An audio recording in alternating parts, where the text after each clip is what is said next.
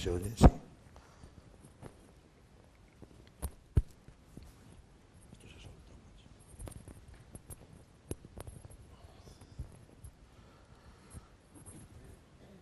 Bueno, aprovecho por ahí presentándome. Bueno, ya me han presentado. Para dar las gracias primero por haberme invitado a venir aquí a compartir un poco con vosotros mi experiencia, ¿no? Le decía antes a Pere que bueno, me dais un poco de envidia, fundamentalmente porque yo, pues, por diversos motivos, acabé en el mundo de la educación a través de las TIC, porque mi formación es absolutamente ingeniera, ¿no? Yo soy ingeniero de comunicación y pues acabé aquí un poco porque también soy profesor y la experiencia me ha llevado un poco aquí, ¿no? El haber trabajado durante muchos años en un máster no presencial, pues hace que me empecé a plantear muchísimas cosas sobre plataformas, sobre cómo mejorar un poco la docencia no presencial, y eso, claro, te acaba llevando también a la presencial y a todo, ¿no? Me dais envidia porque sois maestros, o muchos de vosotros de profesión sois maestros, o estáis dedicándoos a la educación, ¿no? Y claro, los profesores de universidad, lo primero que no somos es maestros, porque no tenemos esa formación. Es decir, hemos caído ahí en la educación, pues, muchas veces por casualidad o por vocación también, pero no tenemos esa formación, ¿no? Realmente somos ingenieros, otros son físicos, otros son matemáticos, y yo creo que es una pequeña tara que tenemos, por ejemplo, los profesores de la universidad, que nos falta esa formación pedagógica. Yo muchas veces, cuando me pongo a dar este tipo de presentaciones y sé que tengo delante maestros o profesionales de la didáctica, bueno, me da un poco de miedo decir determinadas cosas, porque no soy un experto. Entonces, si veis algo en la presentación que canta, disculpadme y perdonadme, yo intentaré ayudaros en la parte técnica y vosotros intentad ayudarme en esa parte. Bueno, yo de lo que intento hablaros un poco es daros una perspectiva de, bueno, cuál es mi idea de las actuales, o cómo está el mundo de las plataformas educativas, ¿no?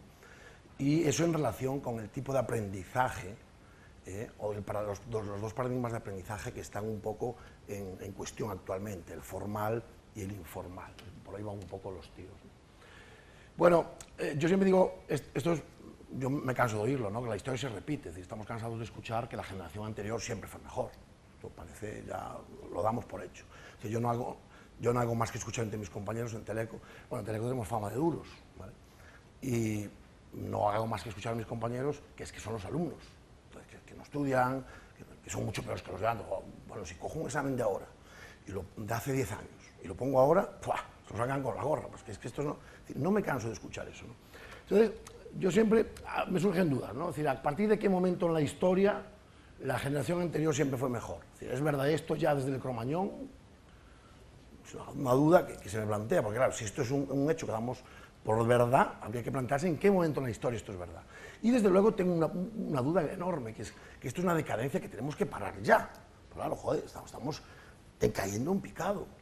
Lo que es curioso es que en cambio le preguntas a un padre por sus hijos y todos son fantásticos estudiantes, buenísimos, el mío es el mejor. Y dices tú, coño, pero sí. A ver, ¿cuáles son malos? ¿Los de los demás o los tuyos? Eso yo le he preguntado a algún compañero. Bueno, pero ¿y tu hijo? Ah, no, el mío estudia mucho. Y digo, joder, o sea, que el bueno es el tuyo, pero los demás... Bien, yo lo que sí creo es que hay una diferencia fundamental entre esta generación actual y todas las demás.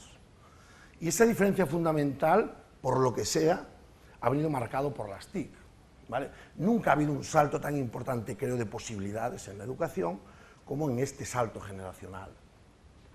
Fijaos que la generación actual no ha conocido el mundo sin Internet. Yo sí. Bueno, es más, yo cuando empecé Teleco no había Internet. Bueno, sí había Internet. Sí. Había una red ahí. Yo recuerdo que en toda Galicia teníamos acceso a correo electrónico 10 profesores allí en Vigo, y gillaos, locos. Bueno, Internet era desconocida. Internet aparece en el 93 y de ahí para adelante. Yo acabé la carrera en el 90 y llevo siendo profesor desde el 90. Es decir, estuve 3 años dando clase, pues, de redes, pero no hablaba Internet, bueno, era un proyecto americano, etc. Entonces, la gente no ha conocido el mundo sin Internet, nuestra generación actual. Y además, fijaos que actualmente hay un desarrollo espectacular de las TIC, absolutamente espectacular, ¿vale? Estamos hablando de los nativos digitales. La gente le ha dado distintos nombres a esta generación. Bueno, nosotros nos referimos a ellos pues, como generación Internet, nativos digitales, etcétera. Unos cuantos números que ilustran un poco pues, de lo que estamos hablando. Fijaos que el 71% de los niños y el 88% de los jóvenes son usuarios de Internet, que el 70% de los menores usan redes sociales, que el 40% tiene página web propia o ha generado contenidos en la red, pero si hay muchas empresas que todavía no tienen página web y ya los chavales las tienen. Internet, y esto es importante, ya supera la televisión y el móvil en preferencias. Hoy, el 92,27% de los niños de la ESO tiene móvil. Son números aplastantes. Y el 96,7% tiene ordenador. O sea, yo creo que estamos ante unos números que no podemos dejar de lado. Fijaos, recientemente, un estudio promovido por el Instituto de la Mujer, es de nada, tiene 3 días. Lo he puesto porque me ha llamado la atención. El 28,3% de los estudiantes de la ESO, tercero de la ESO es el estudio, aseguran que no pueden vivir sin Internet. No, o sea, es algo... El 96% de las chicas y el 92% de los chicos se conectan prácticamente a diario a las redes sociales. Prácticamente a diario. El 80%, y aquí es donde nos ganan de calle, aseguran, sin ningún tipo de rubor, que se defienden perfectísimamente con las tareas informáticas básicas. El 80%, fijaos. Y esto ya me ha llamado la atención. El 50% de los chicos y el 45% de las chicas optaría por cursar estudios de informática. Digo, o sea, están crecidísimos, ¿no los veis? Bueno, luego el porcentaje baja escandalosamente, pero a priori ellos estarían dispuestos a... Sí, me gusta este mundo, ¿no? Entonces, bueno, eso simplemente lo que quiere decir es que las TIC atraen, llaman, son atractivas, y yo creo que todo ese flujo positivo hay que aprovecharlo en la educación. Según este señor, Jerry Small, que es el director del Memory and Aging Research Center de la Universidad de Los Ángeles, dice que los nativos digitales se caracterizan porque son muy competentes, precoces en el uso de las TIC, muy sociales. Si os fijáis, están constantemente comunicándose unos con otros, enviándose SMS, actualizando el Facebook o el Twenty o lo que sea, están constantemente en comunicación, son absolutamente multitarea. Son muy autónomos y autodidactas. La palabra autodidacta debería hacernos reflexionar. Y además, y aquí recalco y lo pongo en rojo, dice él que si están adecuadamente motivados, esto parece que es algo distinto a los anteriores, pues son inteligentes, creativos, eficientes, capaces de localizar y movilizar una ingente cantidad de recursos materiales humanos para sus propósitos. Todo esto habrá que aprovecharlo, digo yo. Los alumnos del siglo XXI son multitarea. Bueno, esto obviamente puede suponer un obstáculo importante en el proceso de aprendizaje, ¿no? Yo creo que el hecho de que sea multitarea no tiene por qué ser necesariamente bueno. De hecho, muchas veces ocurre que el profesor necesita una dosis importante, adicional de esfuerzo para que el alumno se motive, para que se centre. Pues claro, quiere estar a tantas cosas que la cosa empieza a complicarse. Y una de las razones por las que son multitarea es porque los nativos digitales son muy cortoplacistas, ¿no? Es decir, ellos lo que quieren es buscar el placer rápido, o la meta, o el objetivo a corto plazo, ¿no? Es decir, todo lo que es a largo plazo, pues lo vamos aplazando más. Claro, esto tiene un inconveniente en el aprendizaje, ¿no? Que es que hay una pérdida clara de capacidad de abstracción, de visión superficial, o sea, se acaba en una visión superficial de la información, ¿no? No se acaba de percibir esa visión de conjunto que tenemos, en teoría, los que no somos nativos digitales, ¿no? Que tenemos una comprensión mucho más profunda, mucho más sosegada, mucho más de conjunto, somos menos multitarea. De hecho, es bastante habitual que los jóvenes, aquello que ven que lo pueden hacer por la vía rápida, lo perciben como un método mucho mejor. Todo lo que es rápido es mejor. Claro, y eso no siempre es así. Bueno, la pregunta es obvia, ¿no? Y nos las hacemos todos. ¿Tenemos realmente un problema? Entonces yo diría, bueno, pues sí, tenemos un problema, como tantos en la vida, pero yo creo que en el propio problema está la solución.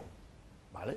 Es decir, bueno, no podemos obviar que esta generación tiene diferentes patrones de trabajo, diferentes patrones de atención, diferentes preferencias de aprendizaje. Bueno, es algo que hay que asumir, pero así como muchos creen que este modo de aprendizaje es una evidencia clarísima de pérdida de esfuerzo, de eficiencia, de rendimiento, y que esto es un sin acabar y un sinfín de decadencia absoluta, yo soy de los positivos, es decir, de los que, bueno, hay que aceptarlo, es una evolución natural en el desarrollo cognitivo, es un hecho que tenemos que aceptar, que tenemos que aprovechar y que desde luego tenemos que adaptarnos a él, pero nunca podemos verlo como un problema, ¿vale? Los alumnos tienen unas características, nosotros intentaremos adaptarnos a ellas. Es decir, lo que debemos preguntarnos quizá es si estamos usando las técnicas docentes más adecuadas para esta generación. Es que a lo mejor todo lo que hemos venido haciendo durante toda la vida con los alumnos de siempre, pues a lo mejor no vale con los alumnos actuales. Eso es un poco el debate donde yo quiero situar un poco el debate. Y eso va a ir en relación también con las plataformas y con los tipos de aprendizaje. Parece indudable que las técnicas docentes tradicionales pues, están basadas en el aprendizaje formal, ¿vale? Luego definiremos brevemente qué entendemos por aprendizaje formal, aunque creo que bueno, en este ámbito, o en este foro más o menos todo el mundo está familiarizado con los conceptos, ¿no? Y el problema es que las nuevas generaciones está demostrado que en general son menos eficientes para el aprendizaje formal, pero en cambio son mucho más aptas en general para el aprendizaje informal, mucho más aptas de lo que éramos, por ejemplo, las generaciones anteriores, ¿no?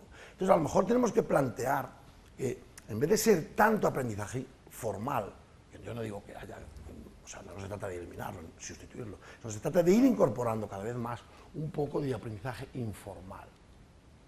Cuando hablamos de aprendizaje formal, rápidamente, por definirlo y dejarlo ahí plasmado, estamos hablando a ese aprendizaje que es que busca el conocimiento explícito, ¿no? Es decir, el obtener conocimiento explícito, es decir, aquel conocimiento pues, que está en los libros, ¿no? O que es fácil de obtener, fácil de expresar, fácil de transmitir, fácil de estructurar, ¿vale? Que está contenido en cualquier tipo de medio escrito y audiovisual. En este aprendizaje informal, la transmisión es vertical. Típicamente, el profesor instruye de forma vertical al alumno, ¿vale? La construcción del conocimiento esencialmente está basada en el estudio. Bueno, al final sí, podemos hacer un determinado trabajo colaborativo, tal, pero al final el chaval tiene que ir a clase, a casa y estudiar. Es una adquisición del conocimiento absolutamente, prácticamente individual, ¿vale? Basada en el estudio. Si nos fijamos en las relaciones, pues son relaciones muy formales, ¿eh? De hecho, bueno, en muchos casos tiene que ser así, pero son organizadas, muy predeterminadas, muy restringidas al aula, absolutamente centralizadas por el profesor. El alumno, pues en este tipo de aprendizaje, tiene realmente poco protagonismo a la hora de decidir, quiero decir, cómo debe ser su aprendizaje. En el aprendizaje informal, en cambio, bueno, lo que se persigue es el conocimiento tácito, es decir, el que no es explícito, ¿vale? Nos estamos refiriendo a conocimiento que es difícil de obtener, difícil de expresar, difícil de transmitir, porque es oculto, porque están las personas. Muchas veces las personas ni siquiera son conscientes de que tienen ciertas habilidades o ciertas competencias, y a lo mejor pues, yo puedo intentar extraerla.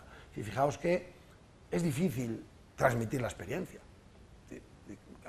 ¿Cómo puedo yo aprender de la experiencia de una persona? Pues en el contacto diario con ella, escuchando, hablando. Pero si yo le digo a alguien, joder, tú sabes muchísimo de esto, venga, transmíteme toda esa experiencia que tienes. Eso no es fácil. ¿Cómo transmito la observación? ¿Cómo transmito el resultado de la observación de muchas cosas? Ese tipo de conocimiento es el que no podemos explicitar en un libro, ¿vale? Ese tipo de conocimiento que fundamentalmente está centrado en la persona es el objeto del conocimiento del aprendizaje informal, ¿vale? Fijaos que cobra especial importancia, y lo decía antes Pere, el saber quién, el know-who, frente al saber cómo.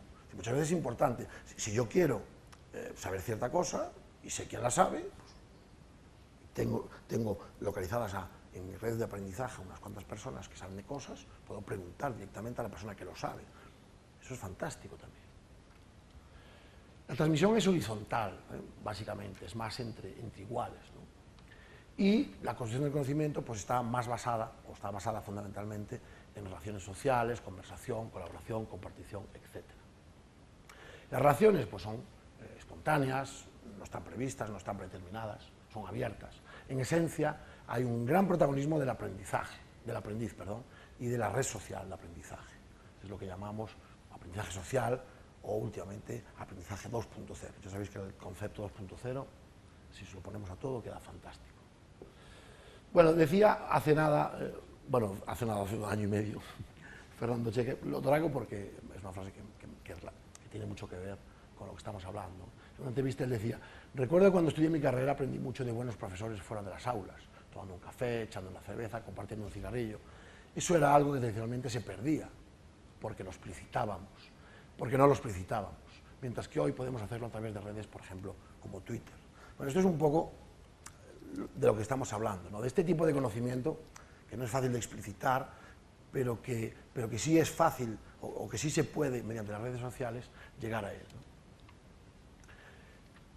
Una transparencia que ilustra un poco de lo que estamos hablando, ¿no? El aprendizaje formal, más centrado en el aula, más centrado por el profesor, más aislado, y en el aprendizaje informal hay interconexiones entre aulas, entre profesores, con el exterior, con el mundo, con Internet, con las redes sociales, entre distintos profesores, desde casa. Es decir, es un concepto realmente un poco distinto, ¿vale? Bueno, todos os estaréis preguntando si el aprendizaje informal creéis que es necesario, ¿no? Yo diría que, con independencia del tipo de alumno, es decir, bueno, empezamos hablando de los nativos digitales, pero podríamos empezar directamente desde aquí. Es decir, yo creo que el aprendizaje informal resulta imprescindible, aunque no tengamos alumnos, digamos, del mundo del ámbito del siglo XX, de los nativos digitales. Es decir, son muy útiles en muchos escenarios, ¿no? Si vamos a la Wikipedia, leemos que el aprendizaje es el proceso a través del cual se adquieren nuevas habilidades, destrezas, conocimientos, conductas o valores como resultado de estudio, experiencia, instrucción, razonamiento, observación. Podemos estar de acuerdo que, bueno, el estudio, la instrucción, el razonamiento se pueden cubrir en el aprendizaje formal, pero resulta difícil cubrir o llegar a la experiencia, a la observación mediante el aprendizaje formal. Aquí, estos son, digamos, conocimiento que es casi exclusivamente terreno del aprendizaje más informal, ¿vale? Ejemplos donde yo creo que el aprendizaje informal tiene cabida, o escenarios, ¿no? Para acceder al conocimiento tácito, ¿vale? Es decir, conocimiento que realmente es difícil de explicitar, ¿no? Yo pongo ejemplos del mundo de la tecnología, porque a nosotros nos está pasando, ¿no? Pues, por ejemplo, tiene enorme utilidad en el aprendizaje de técnicas experimentales, conocimiento directo de sistemas reales, manejo de instrumentos, diseño y ejecución de proyectos complejos. Este tipo de habilidades es difícil de explicitarlas en libros, ¿vale? Para hacer muchas de estas cosas es necesario un poco más de técnica informal, ¿vale? Por ejemplo, otro problema que tenemos nosotros, pero que ocurre en muchos más ámbitos, la realidad nuestra es tremendamente dinámica, ¿vale? Si yo le digo yo por ejemplo, trabajo en un ámbito de las redes, simplemente si veis lo que ha cambiado, lo que yo cuento en clase de hace 5 años a ahora, pues que tenemos que estar todos los años cambiando. Yo les hablo de Internet, de servicios. Bueno, pues hay servicios que hace 3 años no existían. Y ya si vamos a equipamiento, no os digo nada, lo que evolucionan pues, los equipos de comunicaciones, los móviles o los terminales. Y todo eso tiene que estar en los libros. ¿Qué tiene que hacer el autor de un libro? ¿Sacar una edición cada mes? Es una realidad terriblemente cambiante. Y tampoco puede estar el profesor. A mí me ha pasado que te viene el alumno, esto me pasó hace 10 años aproximadamente, yo daba informática, pero mira, quería preguntaros una duda, ¿qué es mejor? ¿La tarjeta gráfica Intel GP433 o la H4? ¿De qué me estás hablando? Hombre, como usted es profesor de informática, sí, madre, pero no soy el vendedor de todos los productos informáticos que hay en el mundo. No sé, mira, eso... Bueno, pues este tipo de cosas, claro, a ellos les surge la duda y creen que nosotros, como somos profesores universitarios del mundo de la informática, pues, bueno, conocemos absolutamente todo. Pues no, yo no puedo estar en el límite del conocimiento absoluto de esto. Para eso pues, está la red. Con una realidad tan cambiante, es absolutamente fundamental el aprendizaje informal. Bueno, ¿qué decir de la palabra infoxicación? Que bueno, es una palabra que viene a mezclar información e intoxicación, ¿no? Llega un momento que, claro, Internet es una fuente inagotable de conocimiento, tanto que a uno lo puede llegar a agobiar, ¿vale? Pero tranquilos, a ver, cuando no había Internet, yo siempre lo digo a los alumnos, cuando no había Internet había periódicos, ¿verdad? Y no había que estar al tanto de todos los periódicos que hay en el mundo. No hay que agobiarse, no hay que coger todos los periódicos y decir, joder, me voy a leer todo porque igual me pierdo. No pasa nada. Si un día no se lee el periódico, no pasa nada. Si un día uno no actualiza, o sea, no lee su Twitter, bueno, no pasa nada. Bueno, las cosas van surgiendo un poco a demanda. Para eso es fundamental el aprendizaje informal y la red social, porque si no estás tú, pues están tus colegas, está tu red social. Y no te preocupes que no te tienes por qué perder absolutamente nada. Ellos lo habrán etiquetado, lo habrán guardado, te lo habrán indicado en un mail, y tú llegas tan pancho. Y hay un servicio fantástico, por ejemplo, que se llama Zoomify, que os podéis suscribir, que diariamente te manda un mail con, tú lo puedes configurar, pero por ejemplo yo lo uso así, con los 5 artículos que tu red personal de aprendizaje, es decir, la gente a la que tú sigues en Facebook, Twitter, etcétera, ha tuiteado más. Fantástico, todos los días. A ver, ¿qué es lo que han hecho? Pues mira, estos 5. Cojo, los leo, los miro. Puedes poner 5, 10. Yo para no agobiarme pongo 5. Claro, si pongo 25 ya estamos. Todos los días tener que repasar 25 enlaces. No, los 5 o 10, da igual. Bueno, esa es un poco la idea. Es decir, que como hay tanta información, bueno, pues fantástico, si tengo a alguien que me eche una mano en esto, eso solo se puede hacer mediante este tipo de técnicas informales. Es decir, es muy importante extraer la información que es realmente útil, fiable, relevante. Para eso tengo que tener alguien que me eche una mano, ¿vale? Si todos nos ponemos a ello, es fácil. Obtener recomendaciones personalizadas. Es decir, que la gente, que de alguna forma, pues la red sabe que a mí me interesa esto, y diariamente me dicen, toma, fantástico. Es que ya no tengo yo que ir, es que ya viene a mí la información. Eso eso es fantástico. Seguir personas interesantes, muy importante esto, claro. Es decir, que tu red personal de aprendizaje, pues haya personas interesantes para ti, de tu ámbito, que digan cosas tal, es así. Y cuando veas que alguna persona de la red, pues empieza a decir tonterías, pues lo borras y ya está. En esto hay mucho spam, claro, pero también hay publicidad. Bueno, pues nos damos de baja y asunto arreglado, no hay que darle más vueltas. Seguir contenidos. Hoy en la web podemos seguirlo todo. Podemos seguir una etiqueta. Pues me voy a este servicio de marcado social que es Delicious o Digo, y quiero que me envíe, cada vez que alguien en el mundo etiquete algo con la palabra aprendizaje informal, pues yo me entere. Pues está tirado. Eso se puede hacer, ¿vale? Bien, en vez de que te estén mandando un mail agobiante, pues dices, no, me envías los 10 enlaces más etiquetados con redes sociales una vez al día. Pues eso lo dices a Delicious y ya está. Pues, o sea, puede venir a ti la información, ¿vale? Entonces, puedo seguir etiquetas, puedo seguir foros, puedo suscribirme a un blog, puedo suscribirme a un canal de YouTube. Hay un canal de YouTube en la TVG que me encanta. Pues, no, cada vez que alguien sube un vídeo, es un programa de la TVG que me encanta, de humor. Entonces, cada vez que suben un vídeo allí, pues me mandan un mail, oye, que fueron tales, fantástico, lo veo, ahí me ha hecho unas risas. Bueno, pues eso mismo lo podemos focalizar hacia el mundo del aprendizaje, obviamente.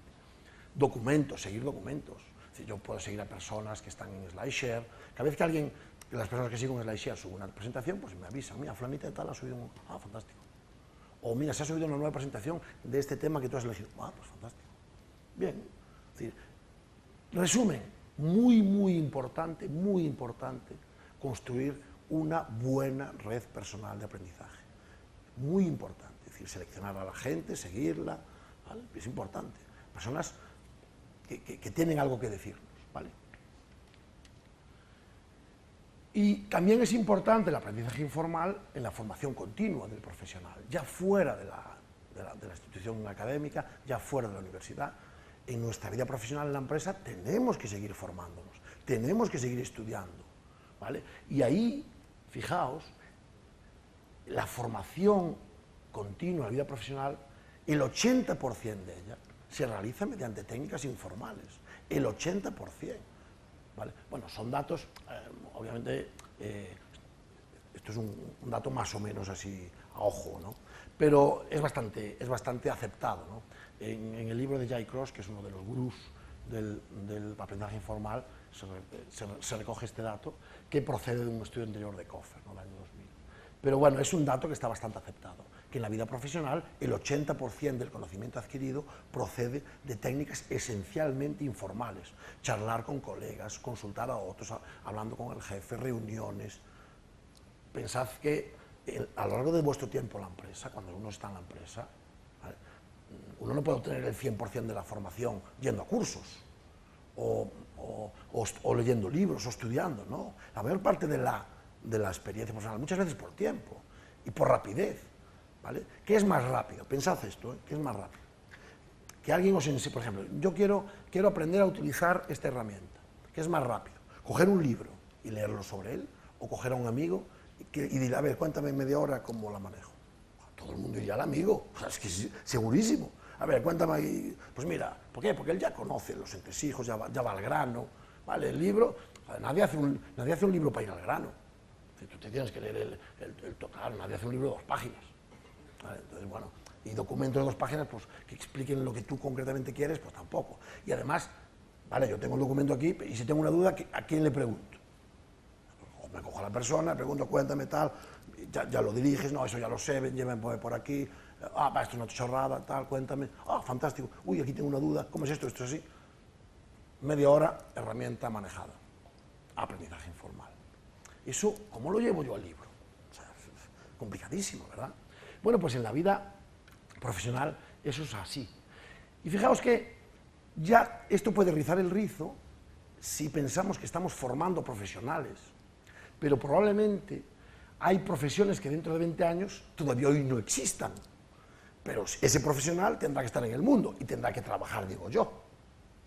¿Vale? Yo solo voy a poner un ejemplo, es curioso, pero está bien, ¿no? Posibles profesiones del año 2030, según un estudio de Fast Futures. Cirujanos de aumento de memoria, policía del clima, granjero vertical.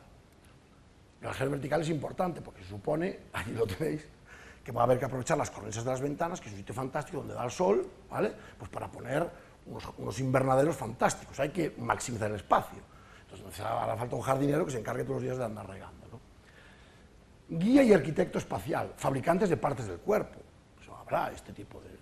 Agente de tiempo, experto en ética científica, broker de talento, cojonudo, organizador de vidas electrónicas, agentes de redes sociales, gerente del bienestar, telecomunicólogo, tecnoagricultor, acuicultor. ¿Alguna de estas profesiones existe hoy? No. Vale. Y cuando hagan falta, ¿qué haremos? De repente, de la noche a la mañana, creamos un fabricante de partes del cuerpo. No, se supone que, de alguna manera, tendrán que ir evolucionando los médicos. A eso digo yo. Y como no lo hayan hecho a lo largo de su vida profesional, ¿y quién les habrá enseñado eso? El aprendizaje formal. ¿Y quién habrá hecho esos libros? Coño, es verdad que hemos dicho que no había expertos de esto. Pues será un conocimiento que habrá que ir construyendo de manera informal, entre todas esas personas expertas en determinado ámbito, ¿vale? Todo esto es así. Fijaos que, bueno, no se lee, pero ahí lo que digo es que transmitir información es mucho más fácil que transmitir conocimiento, mucho más. Transmitir conocimiento es complicado. ¿Cómo le explico yo a alguien? Fíjate, hay que ser innovador. Muy bien, ¿y dónde se aprende eso? Joder, pues sí, es verdad. No hay un libro que te enseñe a innovar. Bueno, pues tendrás que aprender al lado, hablando, charlando con los que de verdad saben innovar. Pues no hay otra solución.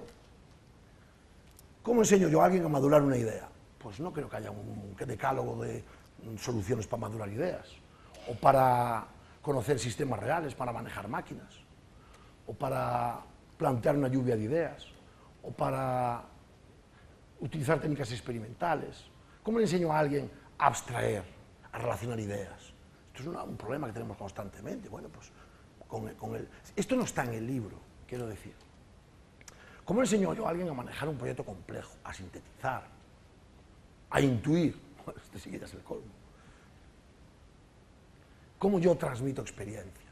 Bueno, no me queda más remedio para todos estos escenarios que recurrir al aprendizaje informal, ¿vale?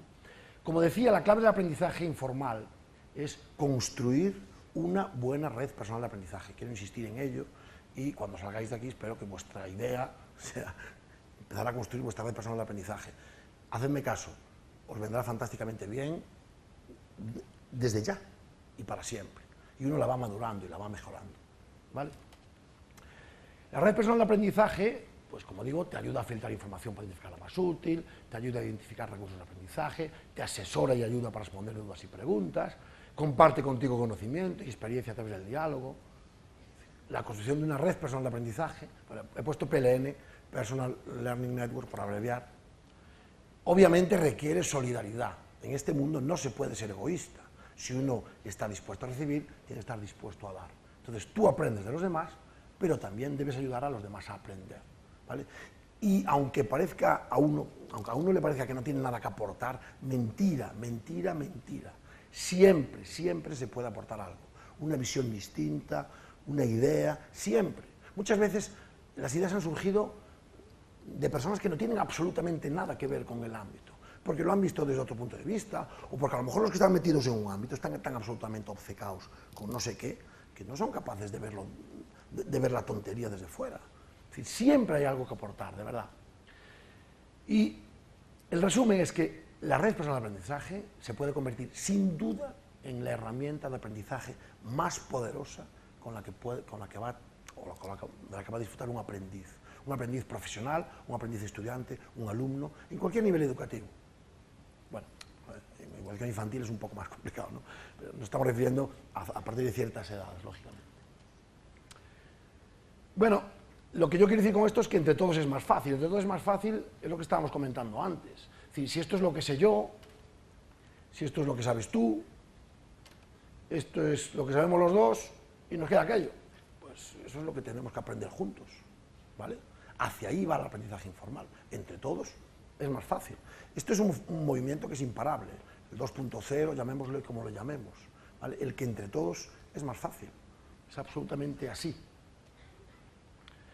Bueno, ¿qué razones daría yo, o qué razones creo yo que justifican la incorporación del aprendizaje informal en el sistema educativo?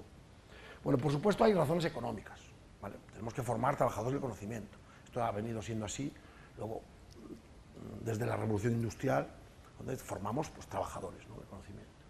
Pero creo que además hoy en día es fundamental que sean competentes en la sociedad de la información. Decía Ken Robinson no hace mucho un programa de redes, luego os plantearé esa pregunta. Decía precisamente que, bueno, si nosotros estamos formando productores en una sociedad absolutamente industrial, pensemos que cada vez más la producción industrial se está llevando, por ejemplo, a Asia. Y bueno, y mucha gente cada vez trabaja más conectado a Internet, más desde sus casas, más de... Entonces, a lo mejor estamos educando, sacando al mercado muchos profesionales para que produzcan, pero en Europa cada vez se produce menos.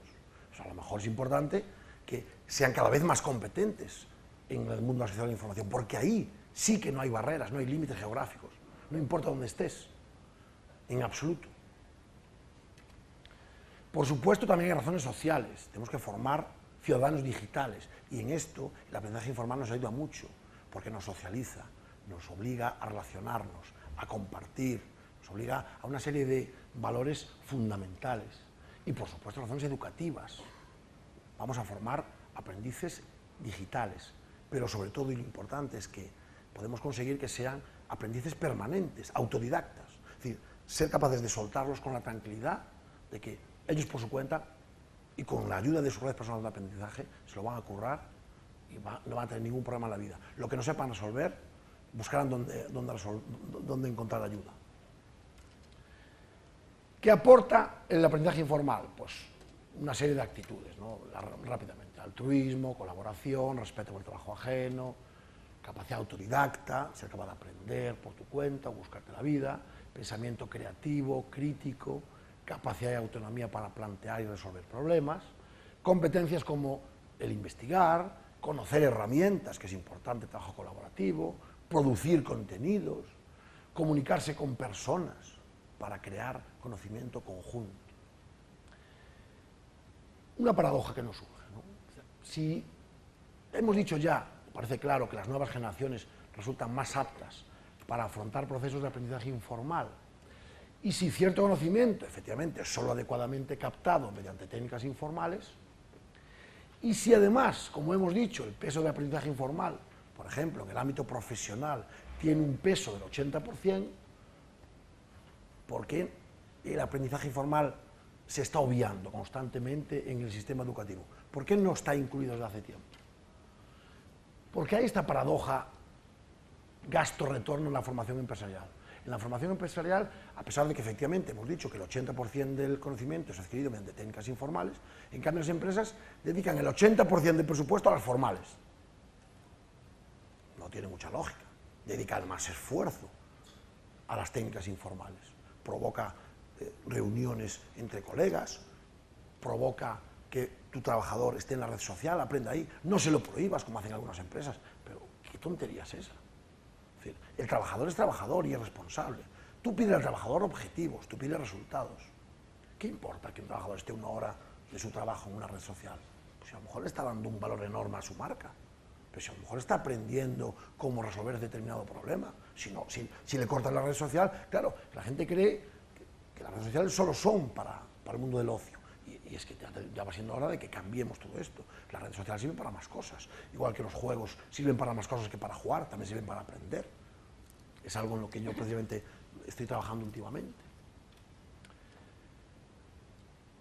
Bueno, la razón fundamental, yo creo que es así, y tampoco hay que darle mucha más vuelta, es que realmente hasta hace poco era muy difícil o imposible acercar el mundo, acercar la sociedad, acercar las relaciones sociales al aula. Claro, todo esto del aprendizaje informal está muy bien, pero al final lo que uno necesita son relaciones sociales.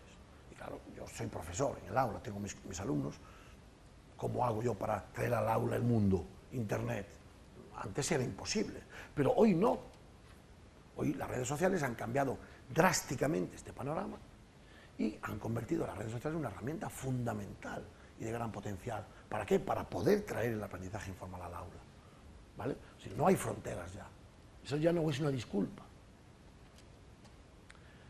Fijaos que esto es algo que a mí me ha pasado. Los profesores también utilizamos aprendizaje informal. Y lo traje aquí a propósito porque, bueno, esto es la Facultad de Educación, ¿no? Es decir, los profesores usamos aprendizaje formal. Sí, claro, el aprendizaje formal es necesario. No se trata de sustituir, insisto, se trata de complementar. Pero yo debo decir que hace mucho tiempo que creo que no toco un libro. Yo creo que hace años que no toco un libro. Ni para mis asignaturas, ni para esta aventura en la que me he visto involucrado durante los últimos años. Para nada, prácticamente toco libros. Es decir, bueno, como profesor, yo digamos que cada vez me centro más o intento más ser buen profesor. Pero claro, la pregunta es, bueno, ¿y en qué libro viene cómo se es buen profesor? O sea, yo quiero ser buen profesor. Muy bien, vamos a los libros.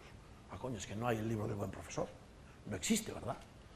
¿En qué curso de la carrera se estudia el ser buen profesor? Y vosotros, o los alumnos de la Facultad de Educación, aún menos mal. Pero bueno, ¿dónde se aprende a ser profesor de universidad? Esto que me lo explique alguien. Yo acabo mi carrera, Teleco, fantástico, 23 añitos tenía yo. Esto es absolutamente verdad, mi historia personal.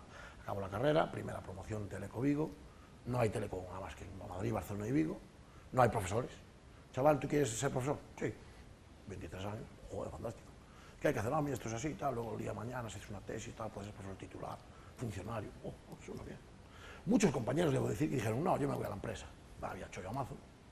Y dije, bueno, me gusta esto de la educación. Sí. Mira, es que el año que viene tienes que dar clase en quinto. Esto fue verdad, como un quinto, pero si acabé la carrera ahora, hace 2 meses. Sí, tienes que dar en quinto. Le tengo que dar clase a mis ex compañeros que repiten muchos. ¿Sí? Pues sí. Esto fue absolutamente verdad. O sea, yo me tuve que enfrentar en el periodo de un mes, acabé la carrera, leí el proyecto en septiembre y empecé la clase en octubre, a dar clase en quinto a los alumnos, a mis ex compañeros casi todos, porque acabamos, digamos, en tiempo 23 de los 150 que habíamos empezado, es decir, que tenía delante pues 125 alumnos que habían sido compañeros míos. Y eso es el profesor. ¿Sí? ¿Dónde he aprendido yo? ¿Dónde puedo haber yo? Pues cogí el libro, empecé a hablar con compañeros, saca para aquí para allá, hice lo que pude. Pero ¿dónde aprendí uno a ser profesor de universidad? Con el tiempo, pues no me ha quedado más remedio que por mi cuenta, hablando con otros compañeros, relacionándote, no hay más. vosotros, ya digo, por lo menos estudiáis, os dedicáis a esto. De hecho, yo sostengo que los grandes profesionales de educación solo se encuentran en estas facultades de educación, son los maestros, y lo estoy viviendo en la red constantemente. Mi red personal de aprendizaje consta fundamentalmente de maestros. Profesores de universidad, pocos. Bueno, Pere es una excepción, pero Pere lo puede decir. La gente que más se mueve, que más está en este mundillo, son maestros de la ESO, profesores de la ESO, profesores de EGB, bueno, EGB, joder, toma ya, es que yo fue lo que estudié ya. Profesores de educación primaria, fundamentalmente, mucho profesor de educación primaria, mucho profesor de la ESO, bachiller, poco profesor universitario, cada vez más, porque bueno, esto es una ola que es un tsunami que está llegando y que nos va a coger a todos. Entonces, yo creo que al profesor universitario no le queda más remedio, que conste que en mi opinión es el más reacio, ¿vale? Pero no le va a quedar más remedio, cada vez se está percibiendo más, cada vez más en la universidad, pues la gente se empieza a apuntar a este tipo de cosas. Bueno, pues ya digo, para todo esto solo nos queda el aprendizaje informal, gracias a redes sociales y gracias a personas que comparten conocimiento, como Pere Marqués, bueno, todos esos son unos cuantos que he puesto ahí de mi red personal de aprendizaje, que, bueno, pues os los he puesto ahí para que lo sigáis. Si estáis interesados ya tenéis unos cuantos por dónde empezar. Os aseguro que todos esos son absolutamente deseables y fiables para estar en vuestra red personal de aprendizaje en el mundo de la educación, TIC y todo esto, ¿vale? Bueno, yo no lo puedo decir más claro. Si Mahoma no va a la montaña, pues tendremos que ir nosotros. Si nuestros alumnos están en las redes, 96% de las chicas, 92% de los chicos, tercero la ESO, se conectan a diario a las redes sociales, bueno, pues digo yo, no habría que aprovechar esto, no tendríamos que ir nosotros a la red social y decir al alumno, mira, te voy a meter en un entorno donde además de hacer lo que quieras, tú puedes aprender. Y sobre todo es importante que entendamos que no se trata de enfrentar ningún tipo de paradigma, aprendizaje formal e informal, sino de integrarlos, ¿vale? Bueno, es obvio que Internet es un nuevo escenario. Google almacena o indexa una cantidad de información que es imposible que ningún profesor pueda, o sea, sería impensable que un profesor luche contra Google. El otro día, precisamente en el programa este de redes donde salía Ken Robinson, había un vídeo precioso de una profesora que le dicen al alumno, oye, ¿qué ciudad de Alemania, por qué ciudad de Alemania pasa el Ring? Y le dice un compañero al otro, oye, ¿pero eso no viene en Google? Claro, es que, ¿qué pregunta es esta? Lo que incide un poco lo que decía, pero eso ya está en la memoria auxiliar. Hombre, yo entiendo que hay una serie de conceptos que hay que memorizar. Es decir, lo que es absurdo es que uno intente llevar estas cosas al extremo y, por ejemplo, no haya que aprender la tabla de multiplicar. Vale, ya sé que 7 por 4 es 7 veces 4, pero joder, cada vez que tengo que multiplicar 7 por 4 no voy a sumar 7 veces 4. ¿Vale? No, eso lo memorizo. 7 por 4 es 28, se acabó. Eso hay que estudiarlo, efectivamente, con Pere. Nosotros en la carrera en Teleco hacemos eso. Es decir, hay una serie de cosas que hay que saberse de memoria, examen teórico, media horita, acabaste, vamos al examen práctico, problemas, a la tarjeta, acabo. Bueno, lo tenía mucho más, la verdad que me lié demasiado. Solo voy a plantear, porque sí me interesa lo que yo quería decir, que es el tema de los entornos personales de aprendizaje.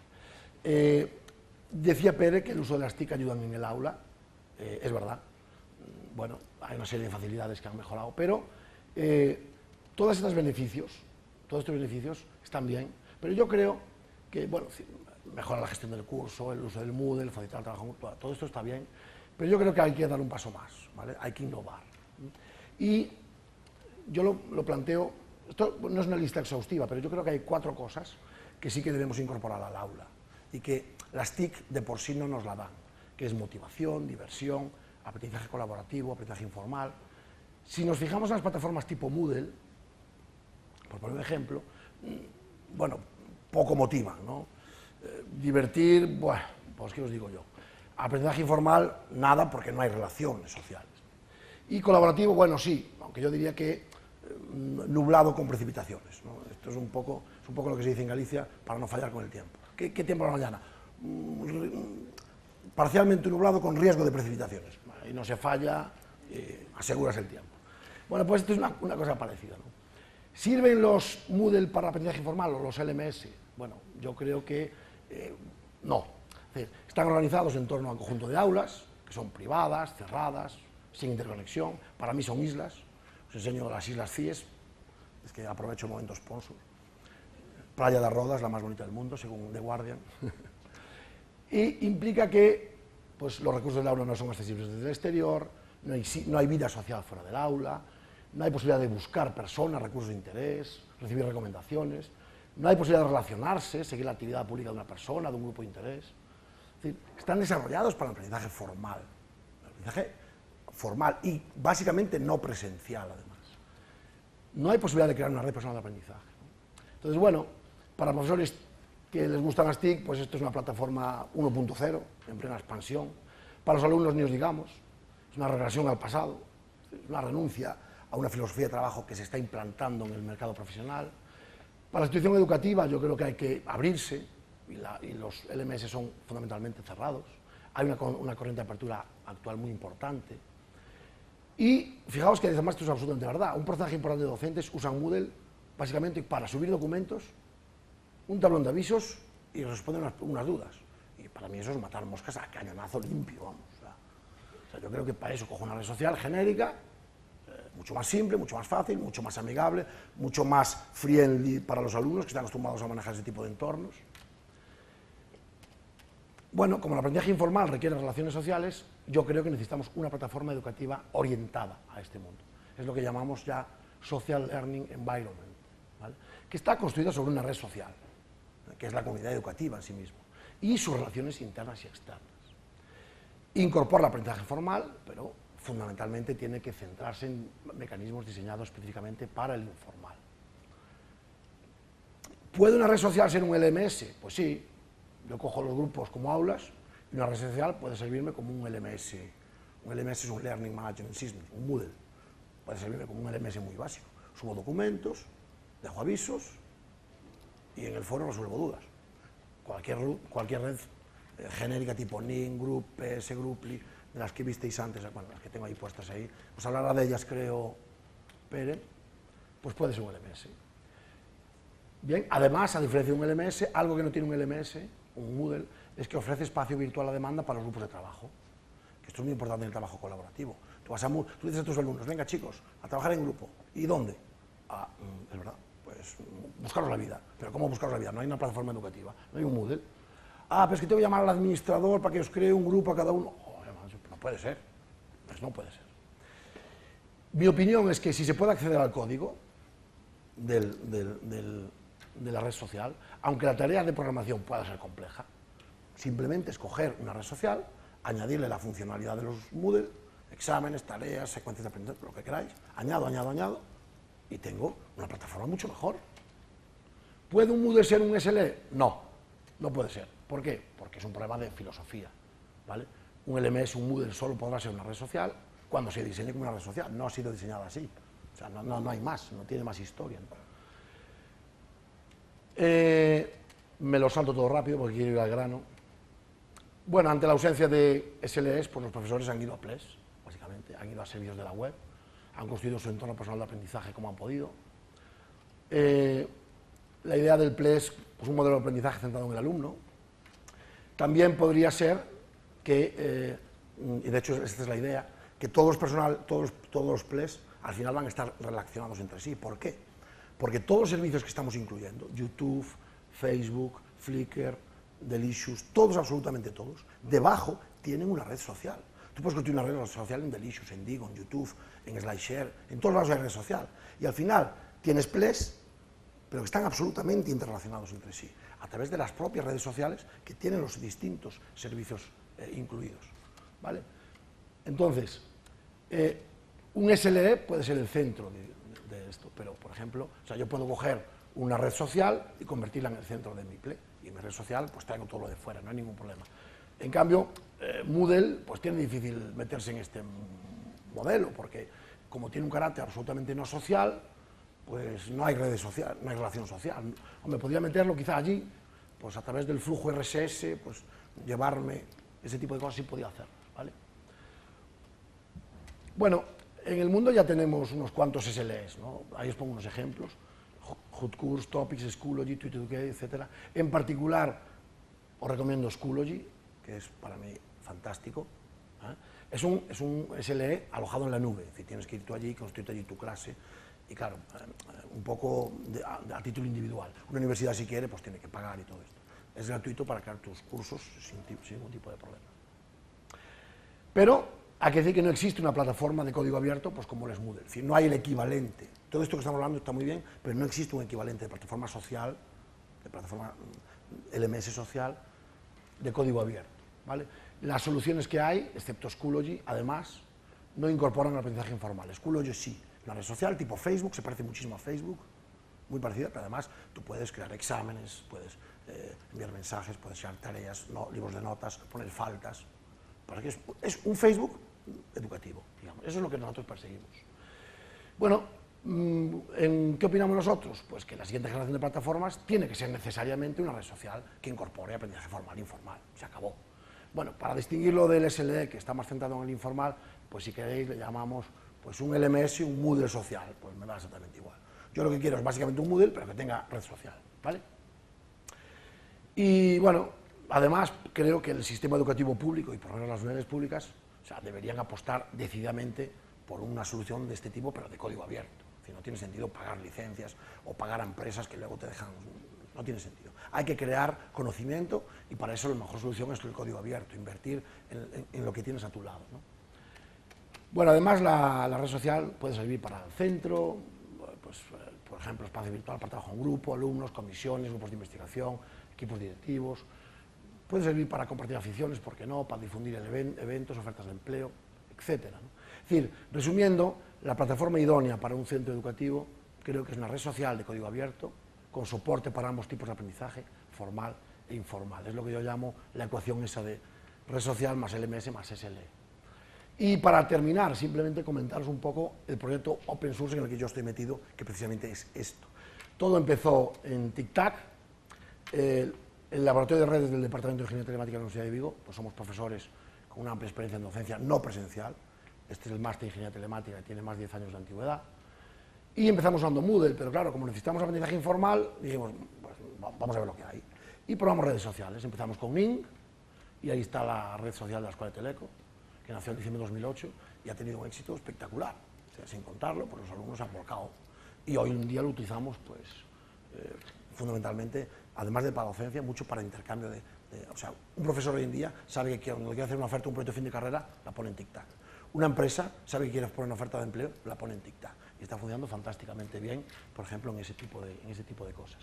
Bueno, pues el éxito de TICTAC como red social y como SLE básico nos llevó a la idea de desarrollar un SLMS, y así nace pues, una spin-off, una empresa de la Universidad de Vigo, formada por los profesores del laboratorio de redes, que el objetivo es desarrollar una plataforma SLMS de código abierto.